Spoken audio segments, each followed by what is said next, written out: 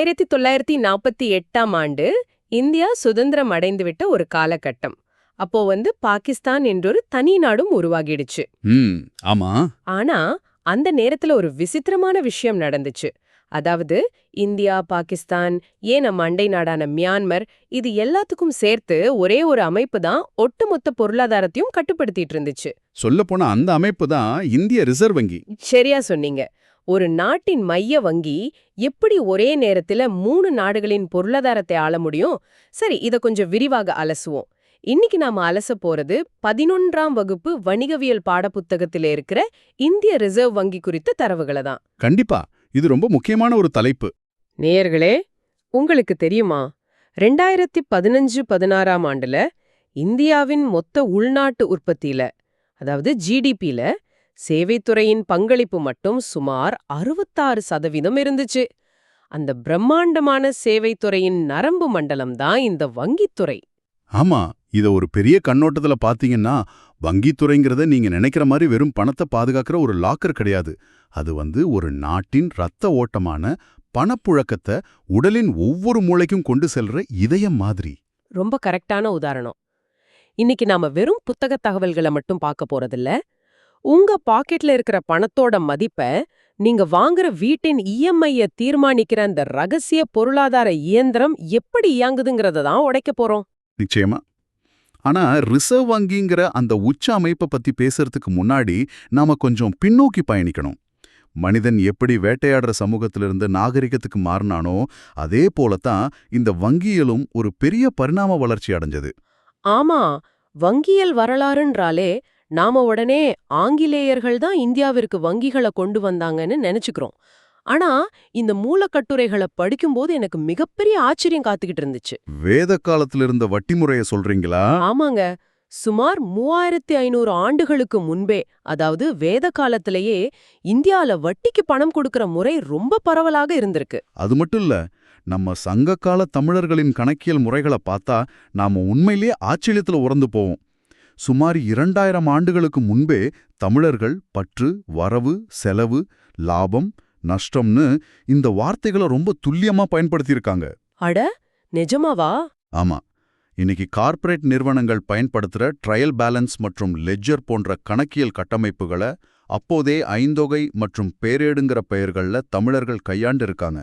அது மட்டும் இல்லாம கிபி 985 முதல் 1014 வரை ஆண்ட ராஜராஜ சோழன் காலத்துல வெண்கல நாணயங்கள் மிகப்பெரிய அளவுல புழக்கத்துல இருந்ததுக்கான வரலாற்று சான்றுகளும் இருக்கு. ஓஹோ, 1000 ஆண்டுகளுக்கு முன்பே ட்ரையல் பேலன்ஸா? சூப்பர். ஆனா நாம இன்னைக்கு பாக்குற இந்த நவீன வங்கியல் அமைப்புங்கிறது 1770ல கல்கத்தாவுல தொடங்கப்பட்ட பேங்க் ஆஃப் இந்துஸ்தான் மூலமாக தான் இந்தியால காலடி எடுத்து வச்சது. ஆமா, ஆனா அந்த பேங்க் 1932ல மூடப்பட்டுச்சுங்கிறது வேறு கதை. சரி, அதுக்கப்புறம் ஆங்கிலேயர்கள் அவங்க வர்த்தக வசதிக்காக 3 பிரசிடென்சி வங்கிகளை உருவாக்குனாங்க. 1806ல கொல்கத்தா வங்கி, 1840ல மும்பை வங்கி, 1843ல சென்னை வங்கி. கரெக்ட். இந்த மூன்றும் இணைந்து தான் 1921ல இம்பீரியல் பேங்க் ஆஃப் இந்தியாங்கிற பேர்ல ஒரு பிரம்மாண்டமான வங்கியா உருவெடுத்துச்சு. இங்கேதான் எனக்கு ஒரு சின்ன சந்தேகம் வருது. இந்த இம்பீரியல் வங்கிங்கிறது ஒரு குறிப்பிட்ட மேல்தட்டு மக்களுக்கானதா மட்டும்தான் இருந்துச்சா? நீங்க நினைக்கிறது 100% சரி. அந்த இம்பீரியல் பேங்க் நகர்ப்புற பணக்காரர்களுக்கான ஒரு பிரைவேட் கிளப் போல தான் செயல்பட்டுச்சு. இந்தியாவின் உண்மையாத ஆன்மா கிராமங்கள்ல தான் இருந்துச்சு. ஆனா கிராமப்புற மக்களையும் விவசாயிகளையும் அந்த பேங்க் கண்டுகொள்ளவே இல்லை. ஒரு நிமிஷம், அப்போ சாதாரண மக்களுக்கு பேங்க் வசதி இல்லையா? இல்ல. அதனாலதான் நாடு சுதந்திரம் அடைஞ்ச பிறகு அந்த மேல்தட்டு மக்களின் கிளப்பை ஒரு சாதாரண சாமானியனுக்கான அமைப்பா மாற்ற வேண்டிய கட்டாயம் அரசுக்கு ஏற்பட்டுச்சு. அதன் விளைவாகத்தான் ஜூலை 1, 1955ல பாராளுமன்றத்துல சட்டம் இயற்றி இம்பீரியல் வங்கிய அரசுடைமையாக்கி ஸ்டேட் பேங்க் ஆஃப் இந்தியா, அதாவது SBI அப்படின்னு உருவாக்குனாங்க. ஓ, இப்படிதான் SBI வந்துச்சா? ஆக சாதாரண மக்களுக்காக கமர்ஷியல் பேங்க்ஸ் உருவாயிடுச்சு. ஆனா இப்படி பல வங்கிகள் உருவாக தொடங்கிட்ட பிறகு இவங்களெல்லாம் கட்டுப்படுத்த, நெறிப்படுத்த ஒரு உச்ச அமைப்பு தேவைப்பட்டிருக்கொள்ளவா? ஒரு வகுப்பறைக்கு எப்படி ஒரு ஹெட்மாஸ்டர் தேவையோ அது போல. எக்ஸாக்ட்லி. அந்த உச்ச அமைப்பு தான் மைய வங்கி. இது ஏன் தேவைங்கிறத டீகாக் அப்படிங்கிற பொருளாதார நிபுணர் மிக அழகா விளக்குறார். ஒரு நாட்டின் பண மற்றும் வங்கிக் கட்டமைப்பின் உச்சநிலையாகவும் தேசிய பொருளாதார நலனுக்காகவும் செயல்படும் வங்கியே மைய வங்கி அப்படின்னு அவர் சொல்றாரு. இதை இன்னும் எளிமையா சொல்லணும்னா, அதாவது சர்வதேச தீர்வு வங்கி BIS கூறுற மாதிரி ஒரு நாட்டின் பணப்புழக்கம் மற்றும் கடனளவை கட்டுப்படுத்தும் அதிகாரம் கொண்ட அமைப்பு. இது வெறும் வங்கிகளை கண்காணிக்கிற போலீஸ் கிடையாது, ஒட்டுமொத்த பொருளாதாரத்தோட வால்வ் அப்படின்னு சொல்லலாம். நீங்க மைண்ட்ல ஒரு பேங்கிங் ஹையரார்கி ட்ரீயை கற்பனை பண்ணிக்கோங்க. அதோட உச்சியில இருக்கிறது தான் RBI. அந்த வால்வு இந்தியாவுல எப்படி உருவானதுன்னு பார்த்தா 1926ல அமைக்கப்பட்ட ஹில்டன் யங் ஆணையம் தான் இதற்கான விதைய தூவியிருக்கு. இதுல புகழ்பெற்ற பொருளாதார நிபுணர் J.M. கீன்ஸ் உறுப்பினரா இருந்திருக்காரு. ஆமா, இவங்களோட பரிந்துரைப்படிதான் 1934ல ரிசர்வ் வங்கி சட்டம் இயற்றப்பட்டு ஏப்ரல் 1, 1935ல இந்திய ரிசர்வ் வங்கி அதிகாரப்பூர்வமாக தொடங்கப்பட்டுச்சு. ஆனா இங்க ஒரு முரண்பாடு இருக்கே. தொடக்கத்துல இதோட மூலதனம் வெறும் 5 கோடி ரூபாய் தான், அதுவும் தனியார் முதலீட்டாளர்கள் கிட்ட இருந்திருக்கு. இந்தியாவின் மைய வங்கி ஒரு தனியார் நிறுவனமாகவா தொடங்கப்பட்டுச்சு? அது உண்மையிலே அப்படிதான். சுதந்திரத்துக்கு பிறகு ஒரு நாட்டோட இறையாண்மையை தீர்மானிக்கிற மைய வங்கி தனிநபர்கள் கையில இருக்கக்கூடாதுங்கிறதுக்காகத்தான் 1948ல சட்டம் இயற்றப்பட்டு ஜனவரி 1, 1949ல இந்திய ரிசர்வ் வங்கி முழுமையாக அரசுடைமையாக்கப்பட்டுச்சு. அதன் பிறகுதான் நாம தொடக்கத்துல பேசின அந்த ஆச்சரியமான விஷயம் முடிவுக்கு வந்துச்சு. அதாவது 1947 வரை பர்மாவுக்கும் 1948 வரை பாகிஸ்தானுக்கும் இது மைய வங்கியாக செயல்பட்ட அந்த பயணம் அத்தோடு நிறைவடைஞ்சது. சரியா சொன்னீங்க.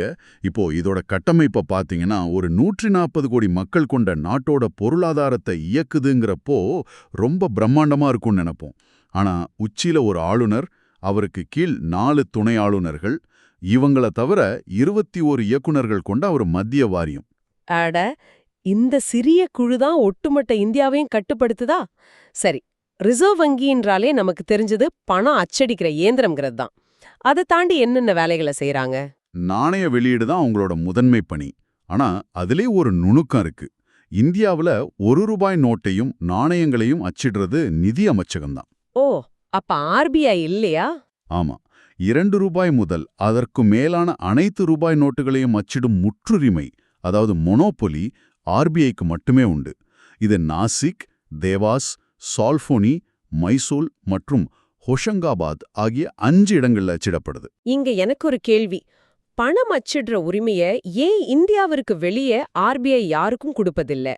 வெளிநாட்டுல கொடுத்து பிரிண்ட் செஞ்சா இன்னும் செலவு குறையுமே, டெக்னாலஜியும் இன்னும் நவீனமா இருக்குமே. இது ஒரு நாட்டோட பாதுகாப்பு மற்றும் இறையாண்மை சம்பந்தப்பட்ட விஷயம். ஒரு நாட்டோட பணங்கிறது அதோட அடையாளம் மட்டும் இல்ல, அதோட பொருளாதார பாதுகாப்பு அரண். வெளிநாட்டுல அச்சிட்டா மிக எளிதா அதே அச்சுகளை பயன்படுத்தி கள்ள நோட்டுகள் அச்சிடப்படலாம். எதிரி நாடுகள் கள்ள நோட்டுகளை புழக்கத்துக்கு விட்டு நம்ம பொருளாதாரத்தையே சீர்குலைக்க முடியும். ஓஹோ, அதனாலதான் இந்தியாவிற்கு வெளியே ரூபாய் நோட்டுகள் அச்சிடப்படுவதில்லையா? ரொம்ப தெளிவான விளக்கம். அடுத்து, RBI அரசின் வங்கியாரா செயல்படுது. மத்திய, மாநில அரசுகளின் கணக்குகளை நிர்வகிக்கிறது, அரசுகளுக்கு கடன் கொடுக்கிறது எல்லாமே RBI தான். அது மட்டுமில்லாம வங்கிகளின் வங்கியர்னு இதை சொல்லுவாங்க. வங்கிகள் நெருக்கடியில மூழ்கும்போது, வேறெங்கேயும் கடன் கிடைக்காத போது அவங்கள காப்பாத்துற இறுதிநிலை கடன் ஈவோர், அதாவது லெண்டர் ஆஃப் லாஸ்ட் ரிசார்ட் ஆகவும் இதுதான் செயல்படுது. ஆனா எனக்கு ரொம்ப சுவாரஸ்யமா தோணுது இந்த தீர்வக அமைப்பு, அதாவது கிளியரிங் ஹவுஸ் அப்படிங்கிற பணிதான். இந்தியாவுல உள்ள 860 தீர்வகங்கள்ல RBI நேரடியாக 14யும் SBI 840யும் நிர்வகிக்குதுன்னு தரவுகள் சொல்லுது. இப்போ நான் உங்களுக்கு ஒரு செக் தரேன்னா M-Bank உங்க பேங்க் கிட்ட பணத்தை கேட்கணும். தினமும் இப்படி கோடிக்கணக்கான காசோலைகள் பரிமாறப்படும் போது அது எப்படி நடைமுறையில சாத்தியமாகுது? இத நீங்க இப்படி புரிஞ்சுக்கோங்க. தினமும் ஒவ்வொரு வங்கியோட ஊழியரும் மற்றொரு வங்கிக்கு போய் பணத்தை மாத்துறது சாத்தியமே இல்லாத ஒண்ணு. அதுக்கு பதிலா எல்லா பேங்க்ஸும் ரிசர்வ் பேங்க்ல ஒரு அக்கவுண்ட் வச்சிருக்கோம். நாள் முடிவுல பேங்க் A எவ்வளவு பேங்க் Bக்கு தரணும், பேங்க் B எவ்வளவு பேங்க் Aக்கு தரணுங்கிற மொத்த கணக்கையும் கம்ப்யூட்டர் மூலமா வரவு செலவு வச்சு RBI சரி செஞ்சுடும். சூப்பர். இது ஒரு பிரம்மாண்டமான டிஜிட்டல் பஞ்சாயத்து போல செயல்பட்டு காகித பணிகளையும் பணப்பரிமாற்ற நேரத்தையும் பல மடங்கு குறைக்குது. இது தவிர அந்நிய செலாவணி காப்பாளராகவும் ஆர்பிஐ செயல்படுது. 1999 ஃபெமா சட்டத்தின்படி நாணய பரிமாற்றத்தை பாதுகாக்கிறதும் இதோட கடமை தான். கண்டிப்பா. சரி, இப்போ நாம இந்த மொத்த அத்தியாயத்தோட ஆன்மாவிற்கு வருவோம். எந்த ஒரு யூபிஎஸ்சி, டிஎன்பிஎஸ்சி தேர்வாளரும் பொருளாதார ஆர்வலரும் ரொம்ப கூர்ந்து கவனிக்க வேண்டிய பகுதி இது. நீங்க பணவியல் கொள்கை, அதாவது மானிட்டரி பாலிசி மற்றும் கடன் அளவு கட்டுப்பாட்ட பத்தி தானே பேசுறீங்க. சந்தையில தக்காளி, வெங்காயம் விலையெல்லாம் ராக்கெட்ல பறக்கும்போது பணப்புழக்கத்தை ஆர்பிஐ எப்படி கட்டுப்படுத்துது? ஆமாங்க, இது 2 வகையா பிரிக்கலாம். ஒன்னு அளவு நிலை கடனளவு கட்டுப்பாடு, அதாவது குவான்டிடேட்டிவ் கிரெடிட் கண்ட்ரோல். மற்றொன்று தரநிலை கடனளவு கட்டுப்பாடு, அதாவது குவாலிட்டேட்டிவ். முதல்ல ஒட்டுமொத்த பணப்புழக்கத்தை கட்டுப்படுத்துற அளவு நிலைய பாப்போம். இதுல முதலாவது வங்கி விகிதம், பேங்க் ரேட். பேங்க் ரேட்னா என்ன? இது நீண்ட கால கடனுகளுக்காக வணிக வங்கிகளுக்கு ஆர்பிஐ வழங்குற கடனுக்கான வட்டி விகிதம். எந்த ஒரு பிணையமும், அதாவது கொலேட்ரல் இல்லாம கொடுக்கறது. ஓகே. அடுத்து எல்லாரும் செய்திகள்ல அடிக்கடி கேக்குற வார்த்தை ரெப்போ விகிதம். இதற்கும் வங்கி விகிதத்திற்கும் என்ன வித்தியாசம்? ரெண்டுமே வட்டி தானே. நல்ல கேள்வி. வங்கி விகிதம் நீண்ட காலத்துக்கு பிணையம் இல்லாம கொடுக்கறது. ஆனா ரெப்போ விகிதங்கிறது குறுகிய கால தேவைக்காக பேங்க்ஸ் தங்கள்கிட்ட உள்ள அரசு பிணையங்களை, அதாவது கவர்மெண்ட் செக்யூரிட்டிஸ ஆர்பிஐ கிட்ட அடமானம் வச்சு கடன் வாங்குறது. ஆனா அப்போ நாம ஒரு நகைய அடகு வச்சு கடன் வாங்குறது போலதான் இதுவும் செயல்படுதா? எக்ஸாக்ட்டா. இதே வங்கிகள் கிட்ட அதிகமாக பணம் இருந்தா அத ஆர்பிஐ வாங்கிக்கிட்டு பேங்க்ஸ்க்கு வட்டி கொடுக்கும். அதுதான் ரிவர்ஸ் ரெப்போ விகிதம். ஒரு டேபிள் மாதிரி மைண்ட்ல வச்சுக்கோங்க. ஆர்பிஐ டு பேங்க்னா ரெப்போ, பேங்க் டு ஆர்பிஐனா ரிவர்ஸ் ரெப்போ. இத நான் கொஞ்சம் யோசித்து பாக்குறேன். நேயர்களே கவனிங்க. சந்தையில பணவீக்கம், அதாவது இன்ஃப்ளேஷன் கடுமையா உயர்ந்துருச்சுன்னா மக்கள்கிட்ட அதிகம் பணம் இருக்குன்னு அர்த்தம். அதை உறிஞ்சு எடுக்க ஆர்பிஐ ரெப்போ விகிதத்தை உயர்த்தும். இதனால வங்கிகள் ஆர்பிஐ கிட்ட வாங்குற கடனுக்கான வட்டி அதிகரிக்கும். ஆமா, கரெக்ட். அதோட விளைவா நான் வாங்குற வீட்டு கடன், வாகன கடனுக்கான இஎம்ஐ உயரும். இஎம்ஐ உயர்ந்தா நான் கடன் வாங்கறது தவிர்ப்பேன். மக்கள் கடன் வாங்கறது குறைஞ்சா சந்தையில பொருட்களோட டிமாண்ட் குறையும். டிமாண்ட் குறைஞ்சா தானாகவே பொருட்களின் விலைவாசி கட்டுக்குள் வந்துடும். அந்த ஒரு சின்ன சதவீத மாற்றமும் இந்த சங்கிலி தொடர் விளைவை ஏற்படுத்துதான். ரொம்ப மிக துல்லியமா புரிஞ்சுக்கிட்டீங்க. இந்த மணி ஃப்ளோ டயக்ராம் தான் ஆர்பிஐயோட மாஸ்டர் ஸ்ட்ரோக். அடுத்து மாணவர்களை எப்போதும் குழப்புற 2 விஷயங்கள் இருக்கு: சிஆர்ஆர் மற்றும் எஸ்எல்ஆர். இத நான் ஒரு உதாரணத்தோட சொல்றேன், சரியானு பாருங்க. நான் ஒரு பேங்க்ல 100 ரூபாய் டெபாசிட் செய்யறேன். அந்த பேங்க் அந்த 100 ரூபாயையும் அப்படியே வேற ஒருவருக்கு கடனா கொடுத்துட்டா நாளைக்கு நான் என் பணத்தை திரும்ப கேட்கும்போது பேங்க் திவாலாகிடும். ஆமா, இதை தடுக்கத்தான் ஆர்பிஐ வருது.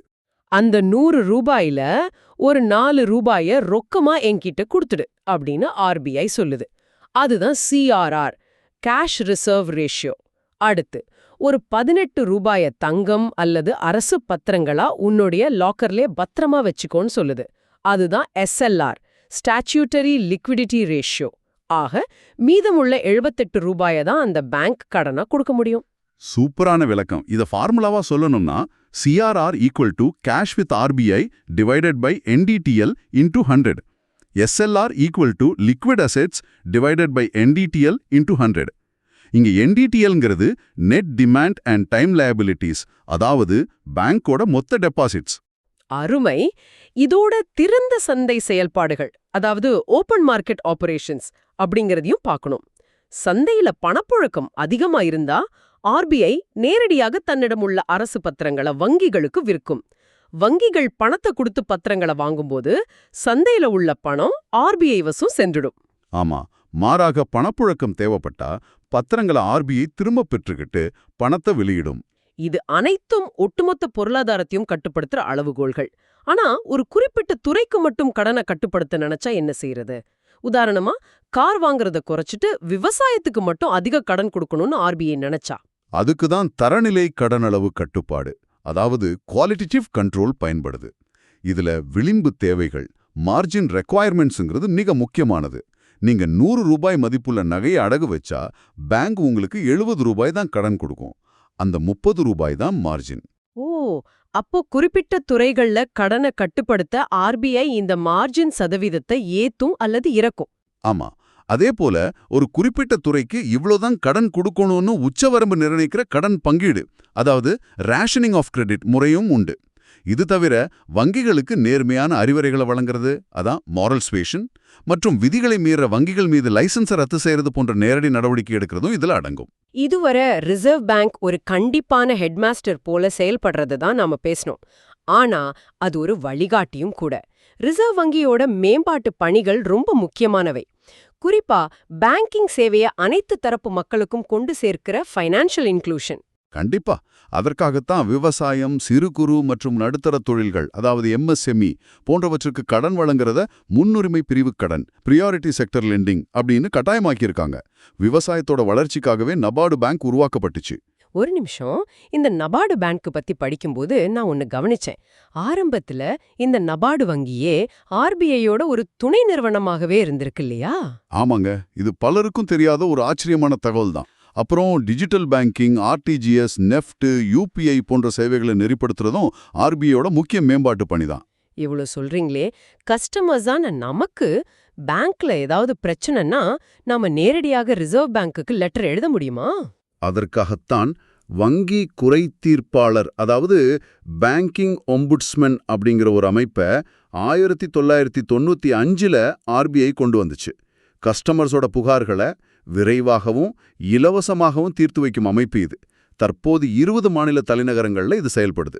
சரி, வங்கித்துறையின் சவால்கள் பற்றி பேசும்போது 2016ஆம் ஆண்டை நாம நிச்சயமா பேசியாகணும். பண மதிப்பிழப்பு, டிமானிட்டைசேஷன். ஆமா, நவம்பர் 8, 2016. அன்னிக்கு நள்ளிரவுல 500 மற்றும் 1000 ரூபாய் நோட்டுகள் திரும்ப பெறப்பட்டுச்சு. இது ஏன் செய்யப்பட்டுச்சுன்னு பாடப்புத்தகத்துல சில காரணங்கள் கொடுக்கப்பட்டிருக்கு. கருப்பு பணத்தை ஒழிக்கிறது, கள்ள நோட்டுகளை ஒழிக்கிறது, தீவிரவாத நிதியை தடுக்கிறது அப்படின்னு. ஆனா தரவுகளை பார்க்கும்போது ஒரு மிகப்பெரிய முரண்பாடு தோணுது. என்ன முரண்பாடு? பணம் மதிப்பிழப்பிற்கு முன்பு புழக்கத்துல இருந்த நோட்டுகள்ல சுமார் 98.96% பணம் மீண்டும் வண்டிகளுக்கே திரும்ப வந்துச்சுன்னு அதிகாரப்பூர்வ தரவுகள் சொல்லுது. கருப்பு பணத்தை ஒழிக்கிறது தான் நோக்கம்னா கிட்டத்தட்ட 99% பணம் மீண்டும் எப்படி வெள்ளையா சிஸ்டத்துக்குள் வந்துச்சு? இது ஒரு மிக முக்கியமான பொருளாதார விவாதம். அந்த 98% பணம் உள்ளே வந்துச்சுங்கிறது உண்மை. அதனால உடனடியாக கருப்பு பணம் அழிஞ்சிடுச்சான்னு கேட்கிற கேள்வி இன்றும் விவாதிக்கப்படுது. ஆனா மறுபுறம் அந்த பணம் முழுமையாக பேங்கிங் சிஸ்டத்துக்குள் வந்ததால யார் யார் கணக்குல எவ்வளோ பணம் செலுத்தப்பட்டுச்சுங்கிற டேட்டா அரசுக்கு கிடைச்சது. ஓ, அதுவும் ஒரு வகையில லாபம் தானே? ஆமா, அது மட்டுமில்லாம அந்த நிகழ்வுக்கு பிறகுதான் UPI போன்ற டிஜிட்டல் பண பரிவர்த்தனைகள் இந்தியாவுல கற்பனை செய்ய முடியாத அளவிற்கு ஒரு மிகப்பெரிய புரட்சியை ஏற்படுத்துச்சுங்கிறதையும் நம்ம கவனிக்கணும். சரி, அது ஒரு புறம் இருக்க, இன்னைக்கு பேங்கிங் செக்டார் சந்திக்கிற மிகப்பெரிய சவால் எதுனா அது NPA எனப்படும் வாரா கடன் தான். நான் பெர்ஃபார்மிங் அசெட்ஸ். கடன் வாங்கிட்டு திருப்பி செலுத்தாத பெரு நிறுவனங்களால பல வங்கிகள் திணறுது. இதை குறிக்கவும் RBI பல்வேறு கடுமையான நடவடிக்கைகளை எடுத்துட்டு வருது. உண்மைதான். இதுல நேயர்களுக்கான ஒரு சின்ன எக்ஸ்ட்ரா இன்ஃபர்மேஷன் சொல்றேன். ஜூலை 15, 2010ல் நமது இந்திய ரூபாய்க்கான புதிய சின்னம் அங்கீகரிக்கப்பட்டுச்சு. இதற்கு முன்னாடி RSன்னு தான் எழுதுவோம். பாகிஸ்தான், நேபாளம், இலங்கை போன்ற நாடுகளும் தங்கள் நாணயத்தை ரூபாய்னு அழைப்பதால சர்வதேச சந்தையில நமக்கென்று ஒரு தனி அடையாளம் தேவைப்பட்டுச்சு. அருமையான தகவல். சரி, இன்றைய விரிவான அலசலோட இறுதி பகுதிக்கு நாம வந்துட்டோம். இது UPSC, TNPSC தேர்வர்களுக்கான ஒரு குவிக் ரிவிஷன் டைம். வேத காலத்துல தொடங்கிய வட்டி முறை, பேங்க் ஆஃப் ஹிந்துஸ்தான், இம்பீரியல் வங்கியிலேருந்து SBI உருவான விதம் மற்றும் 1935ல் பிறந்த ரிசர்வ் வங்கி எப்படி கடனளவு கட்டுப்பாட்டை செய்யுதுங்கிறத பார்த்தோம். நேயர்களுக்கான ஒரு சின்ன வினாடி வினா. இந்திய ரிசர்வ் வங்கி எந்த ஆண்டு அரசுடைமையாக்கப்பட்டுச்சு? பதில் 1949. இதை ஞாபகம் வச்சுக்கோங்க. ஆமா, பல பத்தாண்டுகளா இந்தியாவின் பொருளாதார நரம்பு மண்டலத்தை வெற்றிகரமா நிர்வகிச்சு வருது ரிசர்வ் வங்கி. ஒரு சிறு தவறு நடந்தாலும் ஒட்டுமொத்த பொருளாதாரமும் சரிந்துவிடுங்கிற நிலையில அந்த வேலையை அவங்க மிக நேர்த்தியாவே செஞ்சு வராங்க. கண்டிப்பா. ஆனா எதிர்காலத்தை பற்றி சிந்திக்கும் போது எனக்குள் ஒரு மிகப்பெரிய கேள்வி எழுகிறது. நேர்களே, உங்களை நோக்கிய சிந்தனைக்கான கேள்வியாகவே இதை நான் முன்வைக்கிறேன். காகிதப் பணத்தையும் வங்கிகளையும் தன் முழு கட்டுப்பாட்டுல வச்சிருக்கிற ரிசர்வ் வங்கி இன்னைக்கு உச்ச அதிகாரத்துல இருக்கு. ஆனா எதிர்காலத்துல எந்த ஒரு மைய வங்கியின் கட்டுப்பாட்டிலும் இல்லாத, எந்த ஒரு நாட்டின் எல்லையிலும் சுருங்காத பரவலாக்கப்பட்ட கிரிப்டோ போன்ற டிஜிட்டல் நாணயங்கள் உலகை ஆளும் நிலை வந்தா அப்போ ஒரு மைய வங்கி தன்னுடைய அதிகாரத்தை எப்படி தக்க வைத்துக் கொள்ளப் போகுது, பணவீக்கத்தை எப்படி கட்டுப்படுத்தப் போகுது? இது உண்மையிலேயே ஆழமாக சிந்திக்க வேண்டிய ஒரு சவால்தான். தொழில்நுட்பம் வளர வளர வங்கியலோட இலக்கணங்களும் மாறக்கூடும். கண்டிப்பா. அந்த சிந்தனையோடு இன்றைய அலசலை நாம நிறைவு செய்வோம். இந்த விரிவான அலசல் உங்களுக்கு பயனுள்ளதாக இருந்திருக்கும்னு நம்புறோம். இது போன்ற இன்னும் பல ஆழமான கல்விசார் அலசல்களுக்கு AP Learn X3D உடன் இணைந்திருங்கள். எங்களை யூடியூப்ல AP Learn X3D என்ற முகவரியிலும் டெலிகிராம்ல AP Learn X3D என்ற முகவரியிலும் பின்தொடரலாம். மீண்டும் ஒரு சுவாரஸ்யமான தேடலில் சந்திப்போம். கிரிப்டோ யுகத்திலும் தப்பி பிழைக்க படிப்பு அவசியம். நன்றி.